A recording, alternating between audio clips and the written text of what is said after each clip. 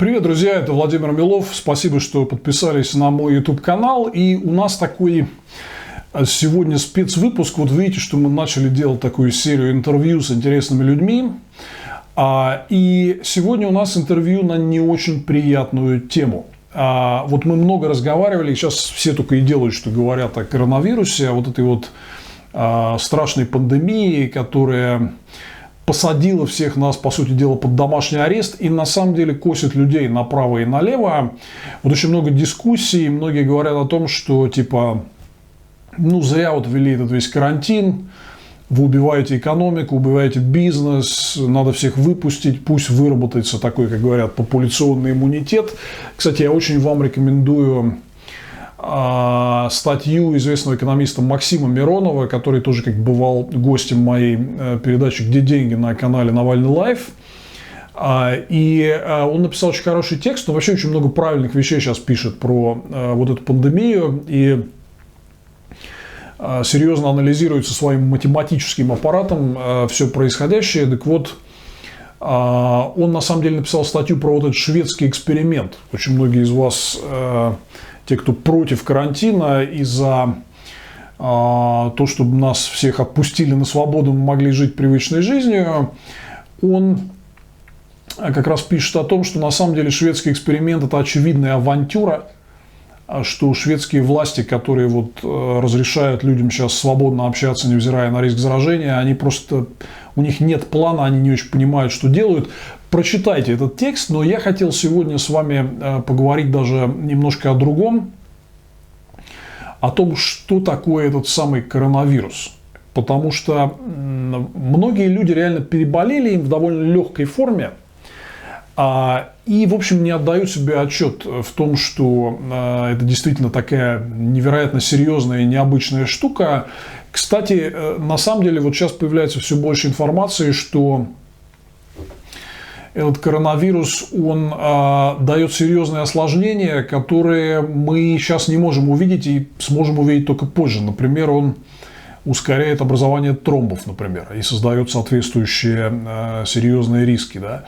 Но в целом я хочу сказать, что вот есть довольно много людей, вы можете в СМИ увидеть интервью людей, которые переболели этим ковидом, и они, конечно, ужасные вещи рассказывают, насколько это тяжело, и как они прям вот, без преувеличения думали, что умрут. Но я вот столкнулся с такой ситуацией, когда заболел один из моих близких друзей. И заболел очень серьезно. И, может быть, вот у вас есть такие знакомые, да, и те, кто переболел ковидом, и, к сожалению, наверняка есть и те, кто скончался, но для меня это вот такой был необычный опыт. То есть, вот у меня из ближнего круга людей, с кем я общаюсь, такого не было. И вот один из моих друзей заболел ковидом. Его зовут Матвей Иванов. Он, в общем, известный политический активист. Мы с ним много лет работали плечом к плечу, много делали вместе. Ну, например, вот он является автором моего сайта milov.org. Он, кстати, гораздо моложе меня. И то есть это не то, что какой-то человек в возрасте, он молодой, он реально молодой человек. Это я уже там, мне скоро на пенсию, как говорится, если вы знаете, что такое Джетротал, то это значит, вы в группе риска. Да? Но вот Матвей Иванов абсолютно молодой человек, и он переболел этим ковидом очень тяжело.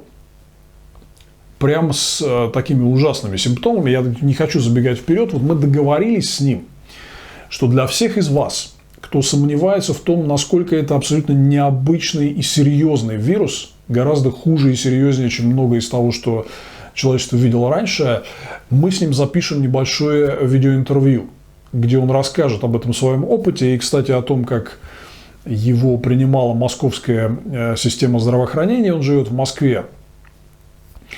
Давайте вот послушаем это интервью. И, собственно, я хотел записать его просто для того, чтобы тех из вас, кто реально хочет понять, что такое вот эта эпидемия, насколько серьезна эта болячка, чтобы вы все-таки поняли, что это не просто, вот как говорят, там очередной вирус, которым надо просто переболеть. Это монстр. Это исключительно тяжелое, экзотическое и необычное заболевание, которое является серьезной угрозой для жизни и здоровья любого из вас. Это не сезонный грипп, это не ОРВИ, это не просто воспаление легких там. Это серьезная штука, которая может вас убить, которая может убить ваших близких, которая, даже если вы переболеете, может остаться с вами надолго, принести очень серьезные последствия. Вот давайте послушаем человека, который реально переболел ковидом. И, кстати, вот, к сожалению, он, я так понимаю, до конца еще не вылечился. Ну вот наш разговор с Матвеем Ивановым. Спасибо, что смотрите. Подписывайтесь на мой канал. И мы, конечно, продолжим освещать все важнейшие сюжеты нашей политической, экономической и общественной жизни. Ну вот у нас в гостях Матвей Иванов, мы чатимся таким веселым домашним чатиком. Привет, дорогой, рада тебя у нас видеть в гостях. Здравствуй, добрый вечер, Владимир, добрый вечер, слушатели. А когда мы виделись-то последний раз живьем? Это же на марше Немцова было, по-моему, да? Ой, нет, мы виделись позже, мы где-то на Новый год. Не-не, мы на марше Немцова в этом году виделись точно. Нет, я на марш Немцова не ходил. Не был, приболел, да, не был. Не получилось у меня на марш Немцова. Столько народу было, я уже не помню, с кем там виделся. Привет.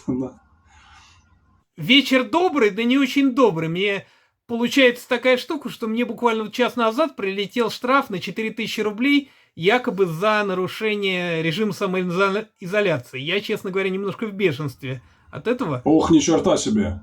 Потому что я ничего не нарушал и совершенно вообще на самом деле нахожусь сейчас немножко в афиге. Скажи, а ты же ты зарегистрирован как официально как ковид положительный, поэтому за тобой должны особо следить, правильно? Нет, я до сих пор ковид отрицательный. Вот в чем прикол. Ой. У меня официально отрицательный анализ на ковид. Вот скажи тогда, как вообще у тебя вся эта история строилась? Как ты понял, что это все-таки коронавирус? Какая была диагностика? И в каком сейчас все это состоянии? Были ли какие-то повторные анализы? Ну, смотрите, вот мы так с супругой уже обсуждаем все это дело. И, скорее всего, получается, что первый звоночек у меня прозвенел где-то с 15-16 апреля ночью. У меня странное состояние было. Я проснулся среди ночи абсолютно пропотевший. Что для меня обычно это не является нормой. Ну, то есть, у меня никогда такого не бывает, что я вот вдруг взял, пропотел. Соответственно, пропотел, потом несколько дней тишина, в субботу я еду в Ашан, таскаю тяжелые сумки, в воскресенье просыпаюсь с дикой болью в спине. У меня, конечно, остеохондроз и так далее, но у меня уже давно таких не было обострений. Несколько дней я тоже валяюсь, буквально там хожу, ничего не поднимаю. Потихонечку это проходит, потом среда наступает, в среду к вечеру я себя что-то как-то странно чувствую, думаю, что-то, при этом немножко побаливает горло, немножко сопли, ну, это так у меня бывает по весне, то есть ничего удивительного я как бы не заметил. Но в среду вечером у меня как-то что-то странное начинается. Я решил померить температуру вечером, смотрю, хоп, 38,3. Думаю, нифига себе, что-то непонятное. Утром просыпаюсь, там, 37,5. К вечеру опять там 38,4. Я даже работать продолжаю, ну, на удаленке, разумеется. И работаю себе, никого не трогаю. Так, проходит четверг тоже, утром там 37,2, вечером 38,2 буквально. Никаких особенно, ну, так, немножко насморк. Потом уже в четверг вечером посмотрел, высунул язык, смотрю, у меня язык побелел. Самая жизнь началась в пятницу. В пятницу к вечеру я чую, что что-то совсем плохо. Беру температуру, меряю 39. В субботу ниже 38 уже температура не понижалась. К вечеру она по 39, там 38,6, 38,8. В воскресенье доходило там до 39,6 буквально. Ничего себе. В воскресенье у меня начались галлюцинации. То есть у меня прям реально, я ощущал вещи, что у меня там на голове надета коробка там пластиковая. Или вдруг я начинаю там в Википедии копаться, вроде как сплю, копаюсь в Википедии, вдруг понимаю, что никакого смартфона у меня нет, а в Википедии копаюсь виртуально. Причем... То есть, скажи, пожалуйста, это галлюцинации наяву, да? То есть, это прям не во сне. наяву. То есть, я ощущаю, что прям вот, что это у меня настоящие галлюцинации. То есть, я понимаю, что этого не может быть, но это у меня есть. И я никак не могу от этого избавиться. То есть, а как со сном было? То есть, ты вроде говорил, что... В воскресенье сон сняло как рукой. То есть, я вообще перестал спать. Бессонные ночи пошли. У меня началась начался нездоровый бодряк. То есть до того у меня сначала было как бы упадок сил, да, ну и в общем-то такое состояние, как будто рельсы дали там по шее, то есть, соответственно, болит все, но при этом дикий бодряк. И я готов там, я не знаю, 100-метровку бежать, буквально. То есть это, видимо, был адреналиновый криз. В понедельник я уже пытался вызвать врача на дом, но это вообще было без шансов. Там просто сбрасывали трубку. Буквально целый день потратил с температурой по 39. И уже... А что врачи говорили? То есть Ничего, они я просто не говорили, смог что сейчас дозвониться. просто не Вообще дозвонился. ноль, да. Но в итоге тебе кто-то приехал? В итоге я во вторник утром вызываю скорую. Через полчаса дозвонился довольно быстро. Мне сказали, что вам сейчас перезвонит врач-специалист. Мне действительно не перезвонил, я даже дождался соединения. Сказал, все понятно, сейчас к вам приедет скорая. Действительно, ко мне там буквально в течение получаса приехала скорая. Молодой парень в полном мундировании. Сделал мне кардиограмму, то есть это был полноценный реанимобиль. Он мне сделал кардиограмму, померил сатурацию, послушал легкие, сказал, что легкие у вас жестковато, вам надо ехать на КТ. Ну, я быстренько собрался, сделал мне укол жаропонижающего, потому что у меня уже там 38,5 с утра было, да, и меня отвезли на КТ. КТ, к счастью, оказалось тут буквально на Елецкой улице, рядом, буквально в соседнем квартале. Это целый этаж поликлиники они на это дело отрядили, оценили, поставили КТ-аппарат, посадили нескольких специалистов. То есть мне сделали КТ, и буквально там через 20 минут я уже знал результат. Мне сказали, что у меня двусторонняя пневмония с поражением от 25 до 50% легких. Ничего себе. Да, и, соответственно, мне говорят, что у вас средней тяжести, потому что сатурация у меня, к счастью, была в норме, то есть дышала я нормально, наполнение кислородом легких у меня в норме, и, соответственно, они говорят, раз сатурация у вас в норме, мы не будем вас госпитализировать и можете идти домой. Мне выдали, соответственно, антибиотик, азитромицин и противовирусный препарат, который обычно для лечения ВИЧ используют, это калетра. Дали мне на 14 дней такой набор. Взяли мазок, выписали предписание, но почему-то мне не дали его, кстати, на руки. Предписание было в одном экземпляре. Предписание о том, что ты там должен находиться в самоизоляции и не можешь никуда ходить, правильно? Да. Скажи, а вот анализы на ковид, у тебя сколько, получается, один раз брали у тебя этот мазок и больше не возвращались к этому? Мне сегодня внезапно, я расскажу, мне сегодня внезапно пришел врач и взял второй мазок. После того, как я подал жалобу в департамент здравоохранения города Москвы на то, что вообще происходит бездействие. А первый раз это вот когда тебя привозили, это какого было числа? Да, меня привозили, мне взяли мазок, мне взяли этот, и дома сделали кардиограмму. К счастью, кардиограмма у меня тоже нормальная, я на сердце не жалуюсь, сердце у меня здоровое. То есть это было 20 какого-то апреля, да, или какого числа? Это было 28 апреля, и одновременно у меня заболели дети, и начала болеть супруга. Вот как с детьми и с супругой? Там, я так понимаю, в более легкой форме все это у них? Дети, да, у меня 3 детей, у них подтвердился коронавирус. Старший сын у меня вообще не болел, то есть у меня вообще никаких не было симптомов. У нас подозрение, что он еще в конце марта переболел. И вообще он занес из школы еще.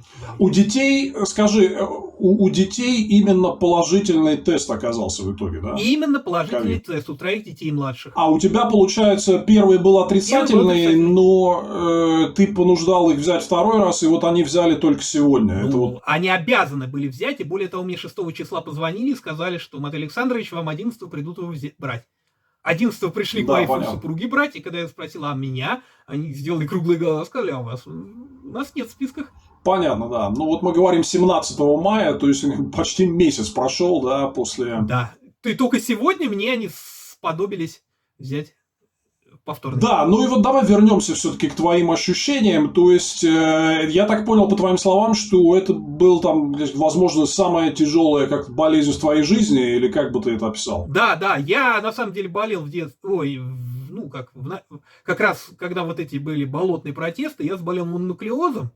Это очень тяжелая болезнь, действительно, она там с ночными кошмарами, с температурой до 40, и, я целый месяц пролежал буквально. Но, честно говоря, это не настолько тяжело. Вот реально 3 дня, наверное, или 4, это было просто вот абсолютный ужас, без сна. Я просто буквально еле таскал ноги, несмотря на вот этот вот бодряк непонятный. Я просто вообще ужасно себя чувствовал. То есть бодряк был психологический бодряк, а физические ощущения тяжелые? Физически мне было тяжело встать и просто вот выпить воды. То есть вот реально я просто, я заставлял себя есть. То есть ты вот даже говорил мне такие вещи, что чувствовал, что это может все там плохо кончиться, скажем так. Да, у меня были реальные ощущения, что я могу умереть. То есть это, очень тяжело, и непонятно, самое главное, что будет дальше. То есть полная неизвестность. И самое тяжелое это галлюцинации вот эти постоянные, да? Да, когда пошли галлюцинации, я вообще уже был в шоке просто и не понимал, что будет дальше. Но через 3 дня, там, к 1-2 мая у меня начала снижаться температура, я начал потеть, и как-то стало немножко полегче.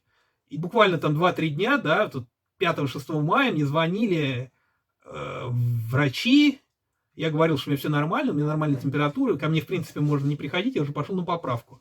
Но, как оказалось, это было неправдой. 8 мая у меня опять скаканула температура. Во-первых, я проснулся опять от дикой боли в спине. Причем от дикой боли настолько дикой, что какой у меня никогда в жизни не было. То есть я просто не мог повернуться без крика. И вот, по сути дела, это, в общем, продолжается уже месяц, да, вся эта история. И тебя не отпустило до сих пор.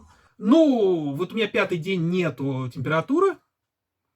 К 11 числу у меня вторая волна, с которой я несколько дней провалялся с температурой по 39. Я ее перележал. И с 12 числа у меня начала выравниваться температура. Сначала 37-38, потом там 36,5, 37,5. И в итоге вот сейчас у меня вот последние дни, последние 3 дня температура нормальная. Чувствую себя более-менее, то есть я могу ходить. Но все равно, то есть прошел, грубо говоря, месяц, да, с тех пор, как все началось. Да, с тех пор, как я начал заболевать, прошел месяц. И я еще довольно далек от выздоровления, на самом деле. Слабость присутствует, головокружение. Мне мерили сегодня сатурацию, она у меня 96, то есть у меня еще легкие до конца не заработали. Понятно. То есть меньше 95 считается, уже чуть ли не кислород дают в больнице. Но я свободно дышу, я стал глубоко дышать, у меня в общем-то, самочувствие нормально, несмотря на слабость. То есть, все равно проблемы с дыханием тоже были, да, несмотря на то, что ты дышал нормально? Нет, проблем с дыханием, к счастью, проблем с дыханием у меня не было. Единственное, из-за того, что болела спина, мне было тяжело просто вдыхать, потому что, я просто делал дыхание, у меня ощущение, что мне сломали ребро. Да, и вот такой еще вопрос. Вот этот жуткий кашель. Многие переболевшие рассказывают про вот то, что сталкиваются с этим страшным кашлем. Расскажи, у тебя что-то такое было и как это проходило вообще? Владимир, смотрите, главные у меня были симптомы. Это у меня пропал запах и вкус, и была диарея. Вот эти были признаки. Кашель у меня был, но он не постоянный. То есть только когда я там лег, встал буквально, полежал там, встал, я закашлялся. Такое, чтобы я постоянно целый день там кашлял без перерыва, у меня не было. Пропадание обоняния и вкуса – это вот реально то, что, как все говорят, так и было, да? Да, это реально серьезный признак. У супруги до сих пор обоняние не восстановилось. Вот уже она... Ничего себе. 2 недели болеет, и до сих пор запаха нету. Я буквально тут уже дым ловил с кухни. То есть я в комнате лежу, чуть дымом пахнет. Прихожу, а она сидит. 0. Понял, да. Да, вот про обоняние это очень многие рассказывают, действительно такой необычный и пугающий симптом. Вот скажи, пожалуйста, твой месседж людям, которые... Сейчас очень много людей, которые легкомысленно к этому всему относятся, что типа это просто вирус обычный, там, сезонный какой-то ОРВИ, да, надо им просто переболеть. Вот там у многих из нас сейчас есть люди, которых мы хорошо знаем, которые вот достаточно тяжело, к сожалению, переболели. Вот для меня вот ты, наверное, такой... самый близкий из моих знакомых, кто именно тяжело перенес эту болезнь. Вот твой месседж тем, кто к этому легкомысленно относится по поводу опасности этого вируса, вот что бы ты сейчас сказал? Да, Владимир, я понял. Смотрите, мой месседж самый главный, что это нифига не грипп, это нифига не какая-то там ОРВИ и простуда. Это реально вещь, от которой человек может умереть. Причем здоровый, как я. Я, например, считаю себя в принципе здоровым, у меня нет вредных привычек, у меня, я там стараюсь ходить, и у меня нет там ни диабета, ничего, и при этом, ну, я буквально просто вот реально чуть не умер. Да, я скажу нашим зрителям, что Матвею, тебе же 35, да, тебе лет? Да, мне 35 лет, и... То есть, будь мне лет на 10 постарше, я не знаю, выкарабкался я или нет оттуда. Просто говорят, что это такая болезнь, которая опасна прежде всего для пожилых, но вот я уже такой много случаев, далеко не первый случай, когда людей гораздо моложе это вот так серьезно зацепляет. То есть, это очень непонятная, серьезная болезнь с неожиданными эффектами, типа вот этих галлюцинаций. Да, там именно проблема в том, что там даже не вот это воспаление легких, да, острый респираторный синдром, который возникает, он связан даже не с тем, что это вирус, а с неадекватной реакцией иммунной системы. То есть человека иммунная система обрушивает на легкие какие-то совершенно чудовищные количества там лимфоцитов и буквально их разрушает. То есть это как повезет буквально. Если это дело дошло до легких, то все. То есть это уже просто уже лотерея буквально. Как для молодых, так и для старых. Ты как-то с врачами обсуждал вопрос вообще дальнейшего обследования, потому что одна из вещей, которые сейчас многие медики говорят, это вот целый букет осложнений, который после этого возникает, который даже не сразу понятны. То есть, это надо обследоваться, делать постоянно анализы. Ну, врачи мне ничего не говорят, честно говоря. Ну, единственное, я сегодня пообщался, да, с врачом, который мне пришел на дом, он говорит, ну, пейте больше, спите больше и так далее. Вот все его рекомендации. Прикладываете подорожник там, не советовал подорожник, да, понятно. Нет, к счастью, орбидол пить и прикладывать подорожник он не советовал. Вот как ты оцениваешь реакцию медиков на твой случай? То есть, я так понял, что они приехали, скорая, когда ты вызвал скорую, приехали достаточно быстро и осмотрели тебя достаточно быстро, но потом они пропали. И вообще, что ты можешь сказать про нашу медицину, столкнувшись? Владимир, смотрите, ну, скорой у меня никаких претензий нет, скорая работает отлично. На скорой работают профессионалы, явно понимающие. То есть, это, ну, второй человек, когда у меня второй раз скакнула температура и заболела спина, я вызвал скорую. Ко мне приехал дядечка. Он вообще сказал, что я уже переболел коронавирусом, целый месяц лежал дома. И, соответственно, я понимаю, в чем дело, и быстренько его послушал и так далее. Сказал, что у меня там ну, что-то жесткое еще есть, но в целом, говорит, у вас все нормально уже, вы идете на поправку. То есть, к скорой у меня никаких вопросов, никакой критики не будет. К КТ-центру тоже критики нет, потому что действительно они неплохо организовали эту процедуру. Там нет очередей, туда привозят действительно людей, которым это надо. Передо мной там старушки 75 лет с диабетом и инфарктом в анамнезе сделали КТ и отправили в больницу. Я надеюсь, она поправится. И, соответственно, ну, организовано нормально. Но вот на уровне поликлиник, да, городских, тут либо, видимо, нехватка специалистов играет свою роль, просто критическая, это во-первых. И во-вторых, вот такой буквально бардак с организацией. То есть мой лист с моим заболеванием куда-то там закатился, и про меня просто забыли. Может быть, потому что у меня отрицательный анализ на ковид. Может быть, это связано с этим.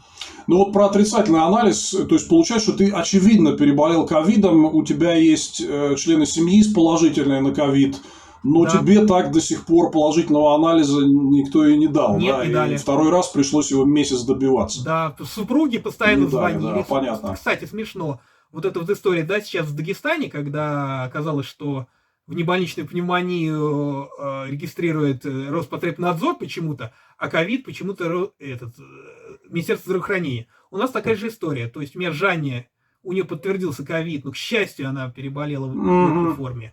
У нее, кроме вкуса и запаха и небольшой слабости, ничего не было.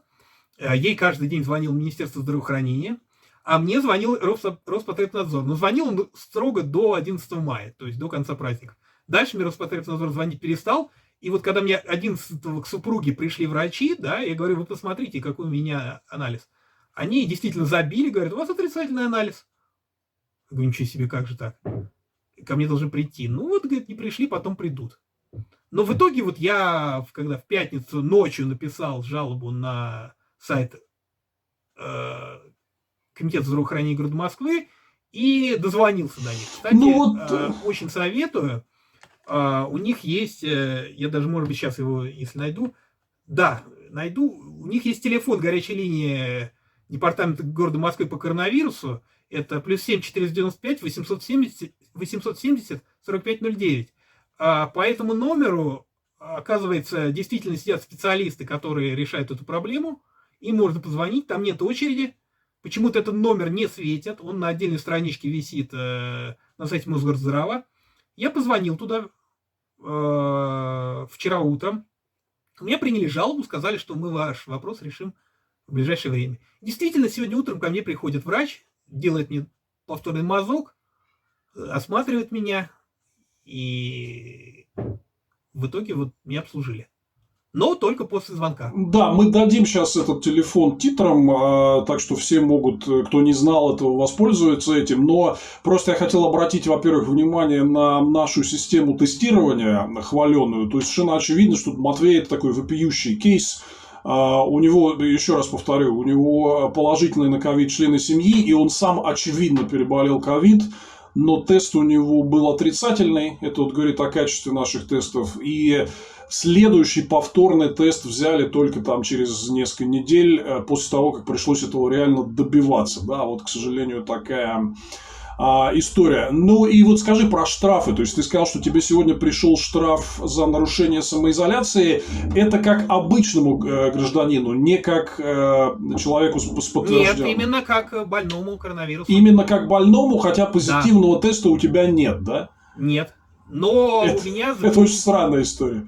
Вообще, совершенно бредовая какая-то. Я немножко добавлю про тесты, да. Когда мне звонили второй раз, я говорю, а почему-то там у старшего сына у меня отрицательные, там у супруги и детей положительные. Она говорит, ну, понимаете, у нас, говорит, это российские тесты, врач, который была на линии. И говорит, очень много ложно отрицательных результатов. Понятно. Все понятно, да. Ну, а скажи, вот тебе пытались как-то вот навязать вот эту систему трекинга, которую вот заставляет установить всех там заразившихся ковидом, чтобы за ними специально, за их перемещениями следить? Вот что-то тебе такое пытались ставить в телефон там и так далее? Ничего не пытались ставить, мне ничего не приходило, мне никаких не говорили ничего. Никто, когда звонили из Роспотребнадзора, меня просто спрашивали, где я нахожусь сейчас. По какому адресу. Я назвал свой адрес, который написал в обязательстве о самоизоляции. И, собственно говоря, все. А штраф, где они тебя? Они как-то реально тебя где-то поймали? Или это просто непонятно, откуда взявшийся штраф? И как ты его получил? Вообще непонятно. Вообще непонятно. Мне просто на госуслуги пришел штраф за нарушение самоизоляции. На госуслуги, понятно. Глав какой-то там надзор. Главнадзор города Москвы. А ты лежишь дома, то есть ты не ходишь никуда, по сути? Естественно, я лежу дома, я не идиот, не хочу никого заражать.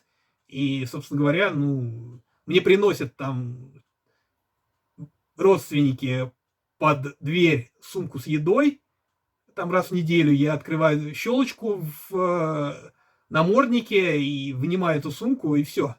Все мое появление на улице. Я понял тебя, да. Ну вот, что можно сказать, друзья мои. Вот видите, реальный мой давний друг и человек, который тяжело переболел этим коронавирусом, вот его месседж вам, что это очень серьезная болезнь. Это далеко не просто какой-то сезонный грипп или ОРВИ. Это, по сути дела, вот как говорят, что монстр. Так и есть. То есть, Матвей реально вот сейчас сказал нам, что он думал, что он может умереть, и были очень тяжелые симптомы вот этих галлюцинаций. Поэтому у меня огромная просто просьба ко всем. Отнеситесь к этому серьезно. Даже вот сейчас начинают снимать ограничения по карантину, все выходят на работу. Пожалуйста, отнеситесь к этому серьезно. Соблюдайте меры социального дистанцирования, меры предосторожности, маски, перчатки, антисептики, просто ради того, чтобы уберечь себя и своих близких. Ну и еще раз мы убедились, что, к сожалению, вот эта адская оптимизация нашей медицины нанесла по ней непоправимый удар.